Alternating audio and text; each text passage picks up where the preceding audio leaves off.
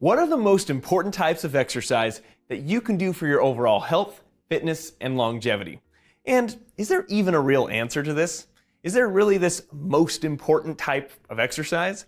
Because people may have different fitness goals, different sports they may like to play, and may have various strengths and weaknesses that need to be addressed based on age, genetics, and previous experience with exercise. Well, there actually kind of is an answer to this, because there are fitness parameters and physiological adaptations that you could argue almost everyone should be trying to achieve.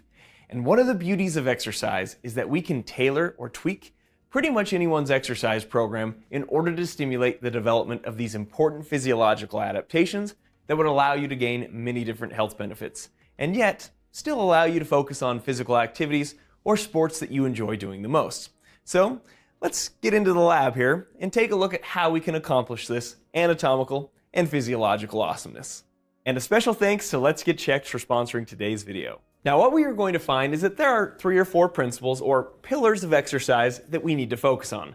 And to warm us up for those, let me talk about some of the whys of exercise and the physiological adaptations that we are going for. Most of the time when we think about exercise, we think about its effects on skeletal muscles and even the heart, and probably even its relationship to burning fat or losing weight. Your muscles can greatly adapt to exercise through either getting larger and stronger, as well as developing more mitochondria in certain muscle fibers, thereby increasing muscular endurance. Exercise can even increase the number of capillaries that deliver blood to the skeletal muscles, which would make the muscles more efficient with the exchange of nutrients and metabolic byproducts. The heart muscle also gets stronger and more efficient at pumping more blood with each beat. And the mitochondria within the heart muscle cells will also increase in number and size. But the benefits of exercise don't just end with the heart and skeletal muscles. It also extends to strengthening your bones. You literally have bone cells called osteoblasts that will lay down more bone tissue due to the stimulus that exercise provides, which can lead to increased bone density. And as a super cool FYI, if you've ever seen spongy bone, which is the bone tissue that's deep within your bones, you might have seen these little beams called trabeculae. And these little beams might seem randomly oriented, but oh no, that is not the case. Your bone cells build those beams in a specific orientation along the lines of stress that the bones experience, which helps the bones to resist these stresses and transfer forces without breaking. You also increase your metabolic efficiency with consistent exercise, and a big part of that has to do with the development of mitochondria that I previously mentioned, and this increased metabolic efficiency helps to ensure that your body properly utilizes macronutrients such as carbohydrates, proteins, and fats. And as you could imagine, these adaptations can reduce your risk of all sorts of different conditions. Some big ones being reducing the risk of developing diabetes, improvements in blood pressure and cholesterol, which would reduce your risk of coronary artery disease, and even reducing the risk of certain bone conditions such as osteoporosis. There are also various mental health benefits that are associated with exercise. Decreases in stress, anxiety, depression, and improved mental resilience. So now that I've geeked out on some of these physiological adaptations and many of the health benefits, how do we apply this to our lives? Or in other words, what exercises or types of exercise do we need to choose in order to reap all of these benefits? Well, as I mentioned earlier, there are pretty much 3 or 4 overall exercise principles that can be applied to everyone. You want to incorporate forms of exercise that 1. Improve strength, 2. Improve cardiovascular efficiency, 3. Improve mobility, and the 4th isn't technically an exercise principle, but it would be monitoring your progress. So how do we incorporate these exercise principles into our routines? So here's what's so great about these 3 exercise principles: strength, cardiovascular efficiency, and mobility. You can target those with all sorts of different exercise choices, sports, and activities. And some people, depending on their goals and interests, will easily hit at least 1 or 2 of those principles naturally. Like someone that enjoys weightlifting would obviously check the strength box. Someone that loves hiking, cycling, or running would check that cardiovascular efficiency box. And a dancer or a martial artist would definitely be checking that mobility box.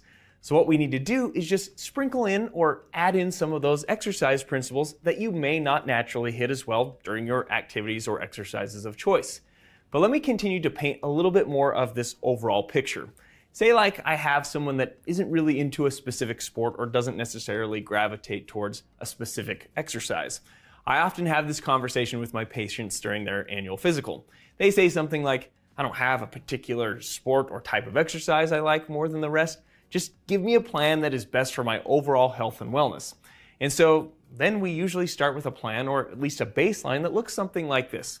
Maybe Mondays, Wednesdays, and Fridays, we designate those as resistance training days, where the focus is on maintaining and gaining strength. And if the person wants to increase muscular size, we can tweak some of the loads, rep schemes, and volume to accommodate for that. And we may do an upper-lower body split, where Monday is an upper body day, Wednesday is lower body, then Friday is back to upper. And then the following week, Monday becomes lower, Wednesday upper, and Friday is lower. So you get this even alternation of upper body resistance training versus lower body resistance training.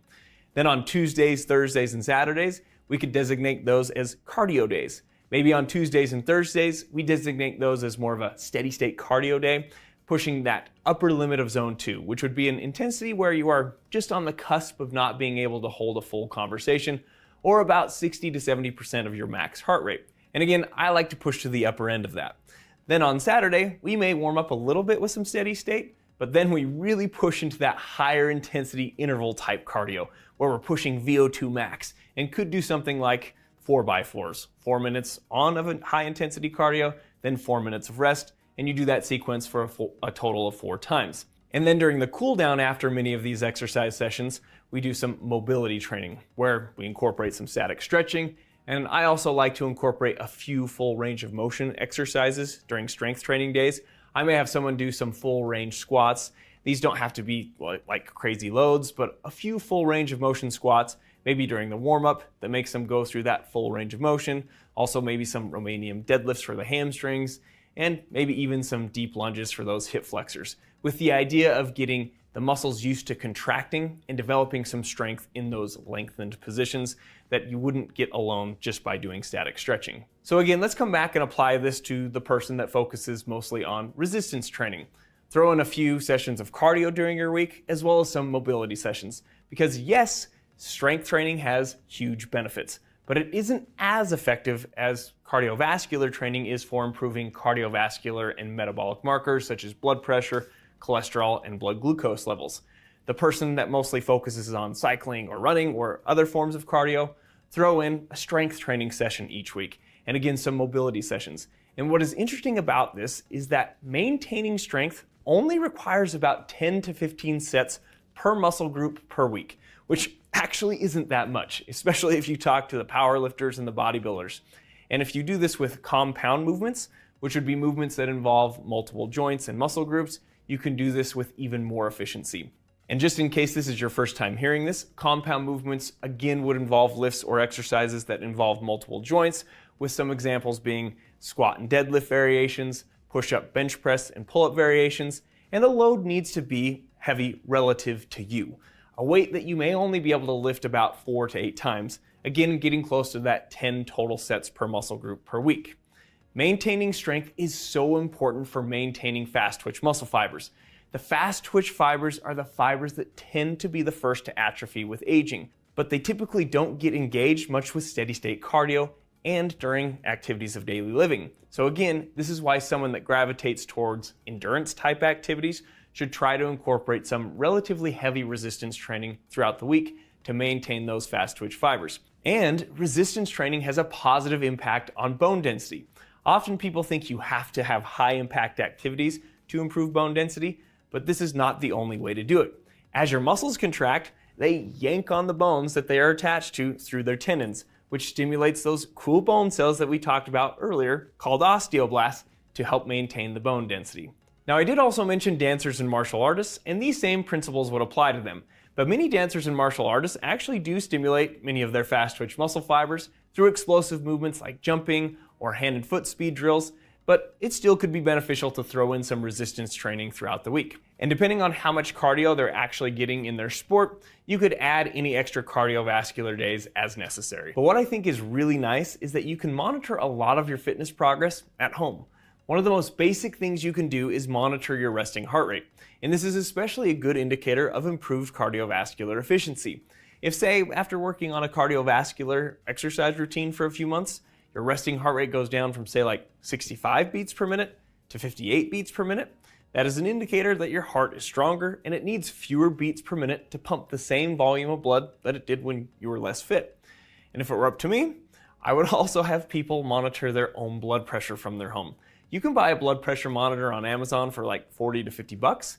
And we also allow our patients to come into our clinic with their blood pressure monitor to compare it to ours to make sure it's calibrated correctly so that people are getting accurate and consistent numbers. For blood pressure, you want it to be below 120/80. And one little last note on resting heart rate. Technically, in the medical world, we say a normal resting heart rate is 60 to 100 beats per minute. But in general, I like my patients that are more concerned about their fitness to shoot for a resting heart rate below 60 beats per minute.